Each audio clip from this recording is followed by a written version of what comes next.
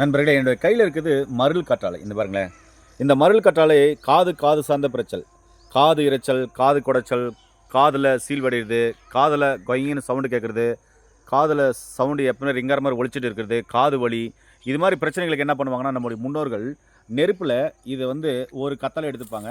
எடுத்துட்டு நெருப்பில் இப்படி வாட்டுவாங்க. இப்படியே புளிஞ்சால் சாறு வராது. இப்படி நல்லா வாட்டி புளிஞ்சாங்கன்னா சாறு வரும். அந்த சாறை சங்கு இருக்குல்ல, பாலாடைன்னு சொல்லுவாங்க, சங்கில் ஊற்றி வெள்ளை துணியில் போட்டு வடிகட்டி அதை ஒவ்வொரு எந்த பிரச்சனை காது உள்ள பிரச்சனை இல்லை, அதாவது காதில் எந்த சைடு பிரச்சனை இருக்கோ, ரைட் சைடு லெஃப்ட் சைடு ஒரு 3 சொட்டு இல்லை 4, ஒவ்வொரு காதுலேயும் 3 சொட்டு இல்லை 4 சொட்டு விட்டு வந்தோமா அப்படி சொன்னால் அந்த காது சார்ந்த பிரச்சனைகள் கண்டிப்பாக சரியாகும். இது பேர் மருள் கற்றாழை. இதில் இன்னும் நிறைய மருத்துவ குணங்கள் இருக்குது. இதுக்கு பைல்ஸ்க்கெல்லாம் இதில் நிறைய மருந்துகள் இருக்குது. அது நெக்ஸ்ட் வீடியோவில் பார்க்கலாம். நீங்கள் கண்டிப்பாக பயன்படுத்தினீங்கன்னா கமெண்ட்ஸில் கண்டிப்பாக மெசேஜ் பண்ண மறந்துடாதீங்க. நன்றி.